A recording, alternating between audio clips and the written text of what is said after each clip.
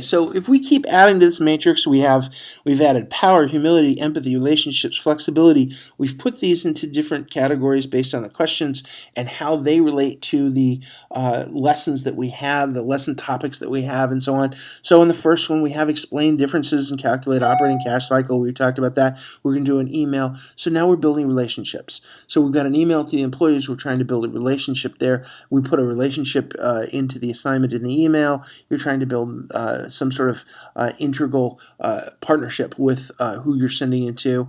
Humility in the debate would be an interesting thing to put in there. Empathy in the memo on the cash budget. We're short on cash. We definitely want to pull empathy in there. So when you start to pull these other things into your matrix, you can have more than one thing going on in a matrix. Look at that question from Jack. There's a million things going on there. So when you think about growing your matrix, don't think about just one thing per question. You can get 3, 4, 5, 6 different things in a question if you or in a lesson assignment, not necessarily a question, but you can really improve their career success very easily by just thinking about what else you can put in the lesson.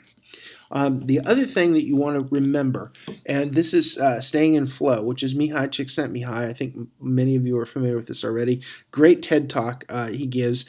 You want to stay in flow. So the challenge is the vertical, and the skill is across the horizontal. And you stay in flow. You want your challenges to meet your skill level. So you don't want to push too far. You don't want to put too many things in a matrix, obviously. So you want to stay in flow. If you get too much challenge, they get anxiety or stress. If there's not enough challenge, it's boredom. So one of the things that's interesting about this matrix that I've experienced is that the students that are overwhelmed a little bit, they may not grasp all of the different things that are going on in my lessons, and that's okay. They can let some of those other things slide, the power relationships, the networking, and so on. But they're never bored. The students that are really smart and they understand the math and it's done, they're never bored, because you can't be bored if what you're trying to do is analyze a situation. You can always come up with a different way to think about it.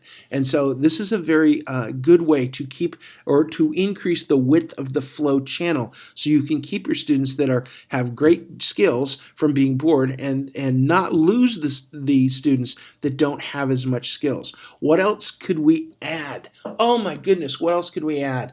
I know, too many words in this slide. I did it on purpose. Time management, decision logic, decision analysis, respect, logic, reason, critical thinking, visualization, social media, being present, listening, coaching. I'm going to stop because I don't know you don't want to hear it. You can see it. There's a million things you can add that are important for career success that we don't have in our textbook lessons, that aren't in a test bank. They aren't on a quiz. We can add them in if we just add a little bit of thought. We use the matrix model to be able to say, what can I add in which lesson, so we don't overwhelm, but we also think, oh, I could put this in here, I could put that in there. And then think about what you're doing to their lives. You're impacting their lives in a tremendous way that actually is is actually about their career. It's things that they need to know to be successful. Mark McCormick once wrote a book on what they don't teach in the Harvard Business School. Well, you know what? We still don't teach it in business school. Let's start teaching it, because that, I think, is so important.